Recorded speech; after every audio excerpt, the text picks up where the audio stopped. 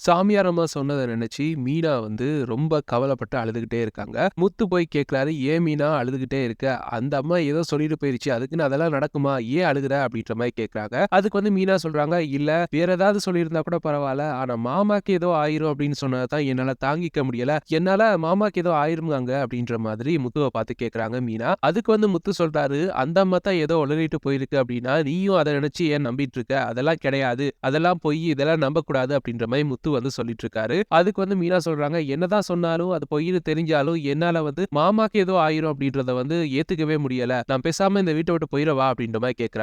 உடனே வந்து முத்து கேட்கறாரு, "என்ன மீனா பைத்தியக்காரத்தனமா பேசிட்டு இருக்க? இதுக்கெல்லாம் வீட்ட விட்டு போறதா? அதெல்லாம் ஒண்ணும் இல்ல. அப்பாவே இதெல்லாம் நம்ப மாட்டேன்னு சொல்ட்டாரு. அம்மா தான் இத நம்பிட்டு இருக்காங்க. அதெல்லாம் கண்டுக்காம நீ பாட்டுக்கு நார்மலா இரு." அப்படின்ற மாரி சொல்றாரு. ஆனா மீனாவால வந்து அத ஏத்துக்கவே முடியல. யோசிச்சுக்கிட்டே இருக்காங்க. சும்மாவே அத்தைக்கு நம்மள பிடிக்காது. இதுல வேற அந்த ஜோசியர் அம்மா வேற இப்படி சொல்லிட்டு போயிட்டாங்க. இப்ப இனிமே அத்தை என்ன பண்ண போறாங்களோ தெரியல அப்படின்ற மாதிரி யோசிச்சுட்டு இருக்காங்க. அப்படியே வந்து முத்து வந்து அங்க இருந்து கிளம்பி போறாரு. கிளம்பி போனோனே மீனாவ வந்து விஜயா வந்து கூப்பிடுறாங்க. "என்ன அத்த சொல்லுங்க" அப்படின்ற மாரி மீனா வந்து போறாங்க. அப்ப வந்து விஜயா சொல்றாங்க, "நீ எப்ப கிளம்ப போற?" அப்படின்ற மாரி கேட்கறாங்க. அதுக்கு வந்து மீனா சொல்றாங்க, "ஏன் அத்த இப்படி பேசிட்டு இருக்கீங்க? எனக்கே மாமாவுக்கு இப்படி ஆயிரும் அப்படின்னு அவங்க சொன்னதுல இருந்து எனக்கே யோசனையா தான் இருக்கு. நீங்களும் ஏன் அத்த இப்படி சொல்லி சொல்லி என்ன கஷ்டப்படுத்துறீங்க?" அப்படின்ற மாரி சொல்றாங்க. "அதெல்லாம் தெரியாது. என் வீட்டுக்காரர் உயிரோட இருக்கணும். அது மட்டும் இல்லாம அவருக்கு எதுவுமே நடந்துறக்கூடாது. நீ சீக்கிரம் கிளம்புற வழிய பாரு" அப்படின்னு சொல்லிட்டு அங்க இருந்து கிளம்பி போறாங்க. மீனாக்கு என்ன பண்றது அப்படின்னு தெரியல. அவங்க உட்கார்ந்து யோசிச்சுக்கிட்டே இருக்காங்க. அப்படியே வந்து பார்த்தோம் அப்படின்னா, அண்ணாமலைய வந்து காட்டுறாங்க. அண்ணாமலை வந்து வாக்கிங் போயிட்டு வந்துட்டு இருக்காரு. வந்துட்டு இருக்கும்போது ஒரு கார் ஒண்ணு வந்து ரொம்ப வேகமா வந்து அவர வந்து சைடால அப்படியே இடிச்சுட்டு போயிருச்சு. இடிச்சோன அவர் அப்படியே பாஞ்சு போய் விழுகுறாரு. பெருசா எதுவுமே அடிபடல. கையில மட்டும் ஒரு சின்ன ஸ்கிராட்ச். அப்படியே வந்து முத்துக்கு வந்து ஃபோன் பண்றாரு. முத்து உடனே அங்க வந்து அண்ணாமலைய வந்து ஹாஸ்பிடல் கூட்டிட்டு போயிட்டு அப்படியே வீட்டுக்கு கொண்டு வந்து விடுறாரு. வீட்டுக்கு வந்தோனே விஜயா வந்து கேட்கறாங்க, "என்னங்க என்ன ஆச்சு? என்ன ஆச்சு?" அப்படின்ற மாரி வந்து கேட்கறாங்க. அப்படியே மீனா வராங்க. "என்ன மாமா என்ன ஆச்சு?" அப்படின்ற மாரி கேட்கறாங்க.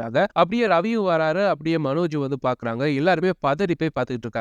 அப்ப வந்து முத்து வந்து அப்படியே அண்ணாமலைய கூட்டிட்டு வந்து உட்கார வைக்கிறாரு. அப்ப என்ன ஆச்சு அப்படின்னு கேட்டதுக்கு வந்து முத்து சொல்றாரு, "இல்ல அப்ப பாட்டுக்கு நடந்து வந்துட்டு இருந்திருக்காரு. ஒரு கார் ஒண்ணு வந்து அவர வந்து மோதிருச்சாம். அப்படியே நிக்காம ஓடிட்டான் போல இருக்கு. யார் ஆளுன்னே தெரியல." அப்படின்ற மாரி சொல்றாரு. அப்படியே அண்ணாமலைய பார்த்த விஜயா வந்து கேட்கறாங்க, "என்னங்க நீங்க பார்த்து போக்கூடாதா?" அப்படின்ற மாரி சொல்றாங்க.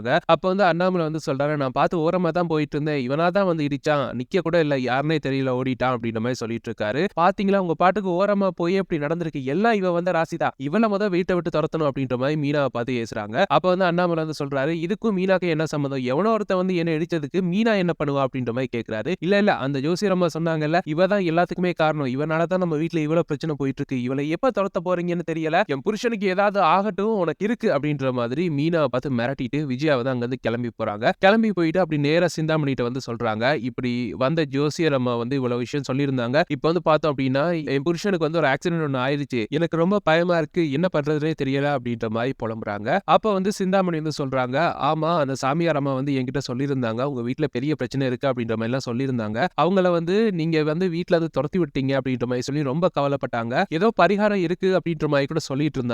அப்படின்ற மாதிரி சிந்தாமணி வந்து சொல்றாங்க. அப்ப வந்து விஜயா கேட்கறாங்க, "என்ன பரிகாரம்? சொல்லுங்க, சொல்லுங்க." அப்படின்னு கேட்டோனே, "இல்ல அவங்க வந்து உங்க வீட்டுக்கு வருவாங்க. நான் வந்து அனுப்பி வைக்கிறேன்.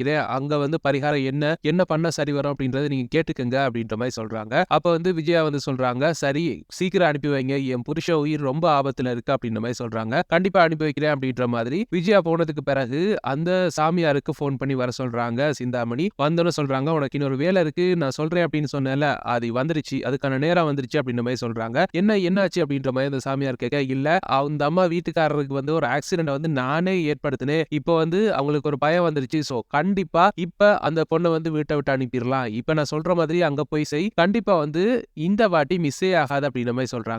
உடனே வந்து அந்த கள்ள சாமியார் சொல்றாங்க, "எல்லாம் சரி நீங்க சொல்றதெல்லாம் செய்றேன். ஆனா அந்த ரவுடி பையன் வீட்ல இருக்கக்கூடாது. இருந்தான் அப்படின்னா எனக்கு பெரிய பிரச்சனையா போயிரும். ஆல்ரெடி வந்து அப்பவே குத்து விளக்கு எடுத்து குத்த வந்துட்டான். எனக்கு பயமா இருக்கு." அப்படின்ற மாரி சொல்றாங்க. "இல்ல இல்ல இந்த வாட்டி அவன் ஒண்ணுமே பண்ண மாட்டான். நீ போய் நான் சொல்றத மட்டும் செய்." அப்படின்ற மாரி சொல்லி அனுப்புறாங்க. அதே மாதிரி அந்த சாமியார் வந்து வீட்டுக்கு போறாங்க. வீட்டுக்கு போனோனே விஜயா, "வாங்க சாமி வாங்க." அப்படின்ற மாரி கூப்பிடுறாங்க. அப்ப எல்லாருமே வந்து மறுபடியுமா அப்படின்ற மாதிரி கோவத்தோட பார்த்துக்கிட்டு இருக்காங்க. மீனா வேற பயத்துல இருக்காங்க. இந்த வாட்டி என்ன சொல்ல போறாங்களோ தெரியல அப்படின்ற மாதிரி பயத்துல இருக்காங்க. அப்ப உடனே வந்து முத்து, உன்ன யார் இங்க வர சொன்னது? கிளம்பு." அப்படின்ற மாரி தொரத்துறாரு. அப்ப வந்து விஜயா வந்து சொல்றாங்க, "அன்னைக்கே அவங்க வந்த நேரமே நல்ல பரிகாரத்த கேட்டு அனுப்பியிருக்கலாம். நீ தான் அவங்கள வந்து தொரத்தி விட்ட. இப்ப பாரு அப்பாக்கு எப்படி ஆயிருக்கு. கொஞ்ச நேரம் சும்மா இரு. அப்பா உயிரோட என்ன விளையாடிட்டு இருக்க?" அப்படின்ற மாதிரி முத்துவ பார்த்து கேட்கறாங்க.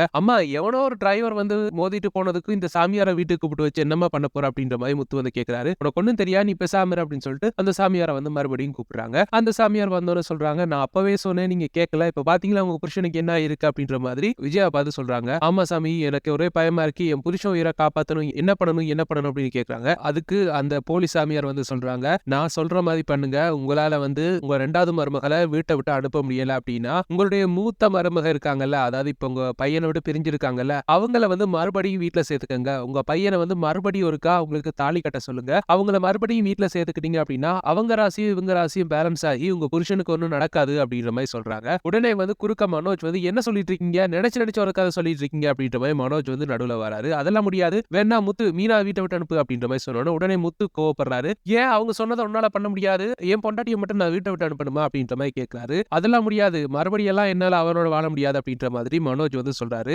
விஜயாவை வந்து என்னங்க இப்படி சொல்லிட்டு இருக்கீங்க அப்படின்ற மாதிரி விஜயா வந்து சாமியாரை பார்த்து கேட்கறாங்க. இல்லங்க, அதுதான் முடிவு. ஒண்ணு இந்த பொண்ணை வந்து வீட்டை விட்டு அனுப்புங்க, இல்ல அப்படின்னா உங்க மூத்த மருமகள் வந்து மறுபடியும் வீட்டுக்கு கூட்டுவாங்க. வீட்டுக்கு கூட்டு வந்தீங்க அப்படின்னா அவங்க 2 பேருடைய ராசி வந்து பேலன்ஸ் ஆகி உங்க கணவருக்கு வந்து எதுவுமே நடக்காது. இல்ல அப்படின்னா வேற வழியே கிடையாது அப்படின்ற மாதிரி சொல்றாங்க. என்ன பண்றது அப்படின்னு தெரியாம விஜயா வந்து யோசிச்சுட்டு இருக்காங்க. அப்ப வந்து முத்து வந்து சொல்றாரு, சொல்றலாம் சொல்லியாச்சுல, இப்ப கிளம்புங்க. இல்ல அப்படின்னா அன்னைக்கு நடந்த மறுபடியும் நடக்கும் அப்படின்ற மாதிரி சொல்றாரு. அந்த அம்மாவும் வந்து இல்ல இவ்வளவுதான் நான் கிளம்புறேன் அப்படின்ற மாதிரி அப்படியே அங்க இருந்து அப்படியே எஸ்கேப் ஆறாங்க. அண்ணாமலை வந்து விஜயாட்ட வந்து சொல்றாரு, விஜயா அன்னைக்கே அந்த மனுஷி வந்துட்டு போனதுக்கு பிறகு நான் சொன்ன இதெல்லாம் நம்ப வேணாம், தூக்கி எறிங்கன்னு. கேட்காம மறுபடியும் வந்து இதே பண்ணிட்டு இருக்கே, நீ திருந்த மாட்டியா விஜயா அப்படின்ற மாதிரி கேட்கிறாரு. அதுக்கு வந்து விஜயா வந்து சொல்றாங்க, என்னங்க பண்றது, அவங்க அன்னைக்கு வந்து உங்க உயிருக்கு ஆபத்து இருக்கு அப்படின்னு சொல்றாங்க. அடுத்த நாளே உங்களுக்கு ஆக்சிடென்ட் ஆகுது. கண்டிப்பா இவளால தான் எல்லாமே நடக்குது. இவளை அனுப்பலாம் அப்படின்னு பார்த்தா வீட்டுல இருக்க என்னையும் மனோஜையும் தவிர எல்லாருமே அவளுக்கு சப்போர்ட் பண்ணிட்டு வீட்டை விட அனுப்பவே மாட்டேங்கிறீங்க. உங்க உயிர் தானுங்க எனக்கு முக்கியம், நீங்க தானே எனக்கு முக்கியம் அப்படின்ற மாதிரி விஜயா வந்து சொல்லிட்டு இருக்காங்க. அப்ப வந்து அண்ணாமலை வந்து சொல்றாரு, ஆமா நான் முக்கியம் அப்படிதான், அதுக்குன்னு வீட்டுக்கு வந்த மருமகளை துரத்துவியா அப்படின்ற மாதிரி கேட்கிறாரு. இல்ல துரத்தலாம் இல்லங்க, அவளை வந்து அவங்க அம்மா வீட்டுல போய் இருக்க சொல்லுங்க. உங்களுக்கு எல்லாம் சரியானதுக்கு பிறகு ஏதாவது பரிகாரம் பண்ணி மறுபடியும் கூப்பிடல அப்படின்ற மாதிரி சொல்றாரு. அதான் பரிகாரம் அந்த அம்மா சொன்னிச்சு, அதை பண்ண வேண்டியதானே அப்படின்ற மாதிரி அண்ணாமலை வந்து நக்கலா கேட்கிறாரு. அதை எப்படிங்க பண்ண முடியும், மறுபடியும் எப்படி அவளை வீட்டுக்கு கூட்டு வர முடியும் அப்படின்ற மாதிரி கேட்கறாங்க. ஆமா அவளை வீட்டுக்கு கூட்டு வர முடியாது, ஆனா மீனாவை மட்டும் வீட்டை விட்டு துரத்த முடியல உனக்கு அப்படின்ற மாதிரி அண்ணாமலை வந்து கேட்கிறாரு. என்னமோ நீங்க எல்லாருமே அவளுக்கு சப்போர்ட் பண்ணிட்டே இருங்க, அவளால நம்ம வீட்டுக்கு நாசமா போச்சு அப்படின்ற மாதிரி சொல்லிட்டு விஜய் அங்கிருந்து கிளம்பி போறாங்க. மீனா என்ன சொல்றது அப்படின்னு தெரியாம அழுதுகிட்டே இருக்காங்க. அப்ப வந்து முத்து வந்து மீனாக்கு ஆறுதல் சொல்லிட்டு அங்கிருந்து கிளம்பி போறாரு. அண்ணாமலை வந்து அப்படியே வந்து ரூமுக்கு போயிடுறாரு. அப்படியே எல்லாருமே வந்து அவங்க வேலையில வந்து பிஸியா இருக்க நேரா வந்து விஜயா வந்து சிந்தாமணிக்கு வந்து போன் பண்றாங்க. அப்ப சிந்தாமணி சொல்றாங்க, அந்த சாமியார் வந்தாங்களா, என்ன சொன்னாங்க அப்படின்ற மாதிரி கேக்குறாங்க. அப்ப வந்து விஜயா வந்து சொல்றாங்க, ஆமா வந்தாங்க, ரோஹிணிய வந்து மறுபடியும் மனோஜுக்கு கல்யாணம் பண்ணி வீட்டுக்கு கூட்டிட்டு வர சொல்றாங்க. அப்படி பண்ணா எல்லாம் சரியாகும், இல்ல அப்படின்னா மீனா வீட்டை விட்டு துரத்தணும் அப்படின்ற மாதிரி சொல்றாங்க. அதுக்கு வந்து சிந்தாமணி சொல்றாங்க, நீங்க என்ன பிளான் பண்ணிருக்கீங்க அப்படின்னு கேட்டதுக்கு, ரோஹிணி எல்லாம் மறுபடியும் வீட்டுக்கு கொண்டு வர முடியாது, இந்த மீனாவை தான் எப்படியாவது துரத்தணும் அப்படின்ற மாதிரி சொல்றாங்க. சரி அனுப்பிட வேண்டியதானே அப்படின்ற மாதிரி சிந்தாமணி வந்து சொல்றாங்க. இல்லங்க எப்படி அனுப்புறது, வீட்டுல இருக்க எல்லாருமே வந்து அவளுக்கு சப்போர்ட் பண்ணிட்டு இருக்காங்க, எப்படி அனுப்புறது அப்படின்ற மாதிரி கேக்குறாங்க. உங்க வீட்டுல யாருமே இல்லாத டைம் பார்த்து அந்த பொண்ணை வந்து நல்லா திட்டி விட்டு துரத்தி விட்டுருங்க. அவளை வந்து மாமனாருக்கு எதுவும் ஆயிரும் சொல்லி பயமுத்தினாலே அவளாவே போயிருவா அப்படின்ற மாதிரி விஜயா கிட்ட வந்து சிந்தாமணி வந்து ஐடியா கொடுக்குறாங்க. விஜயாவும் நான் ட்ரை பண்ணி பாக்குறேன் அப்படின்னு சொல்லி வீட்டுல யாருமே இல்லாத நேரம் நேரா மீனா கிட்ட போறாங்க.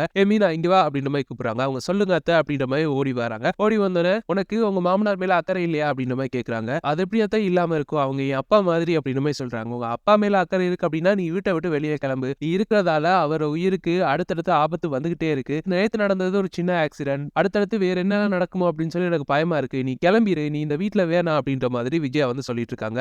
ஏன் இப்படி பண்றீங்க அப்படின்ற மாதிரி மீனா வந்து அழுதுகிட்டே கேட்டுக்கிட்டு இருக்காங்க. உனக்கு உன் மாமனார் மேல அக்கறை இருக்கு அப்படின்னா கிளம்பு அப்படின்ற மாதிரி சொல்றாங்க. மீனா வந்து சரி நான் கிளம்புறேன், சமைச்சிட்டே சாப்பிடுங்க அப்படின்னு சொல்லிட்டு அழுதுகிட்டே அங்க இருந்து கிளம்புறாங்க. கிளம்புற நேரம் விஜயா வந்து இதெல்லாம் ஏன் விட்டுட்டு போற அப்படின்னு சொல்லி மீனாட பேக்கை வந்து அப்படியே தூக்கி எறிறாங்க. கொண்டு போ, தயவு செய்து இந்த வீட்டு பக்கம் இனிமே வந்துடாத, உன் புருஷன் கூட இருக்கணும் அப்படின்னா நீங்க 2 பேருமே தனியா போய் எங்கேயாவது இருங்க, நம்ம வீட்டுக்கு இனி வந்துடாத, உன்னால நான் பட்டதெல்லாம் போதும், என் குடும்பத்துல இருக்கவங்க பட்டதெல்லாம் போதும் அப்படின்ற மாதிரி விஜயா வந்து சொல்லி மீனா வந்து அங்க இருந்து துரத்தி விடுறாங்க. மீனா அப்படியே அழுதுகிட்டே வந்து இறங்கி வராங்க. இறங்கி வந்தோடனே அந்த டைம் பார்த்து முத்து வந்து வீட்டுக்குள்ள என்டர் ஆறாரு. மீனா இறங்கி வரதை கண்டு எங்க மீனா போற அப்படின்ற மாதிரி கேட்கிறாரு. அப்படியே இந்த எபிசோட வந்து முடிக்கிறாங்க. இதுதான் அப்கமிங் எபிசோட்ஸ்ல நடக்கும் அப்படின்னு சொல்லி நாங்க ப்ரெடிக்ட் பண்ணிருக்கோம். எங்களுடைய இந்த ப்ரெடிக்ஷன்ஸ் எப்படி இருக்கு உங்களுடைய கருத்துக்களை கீழே கமெண்ட்ஸ் வாயிலாக தெரிவிச்சுக்கோங்க. மேலும் ப்ரெடிக்ஷன்ஸை பெற்றுக்கொள்ள எங்க சேனலை மறக்காம சப்ஸ்கிரைப் பண்ணி இணைந்திருங்க. தேங்க்யூ.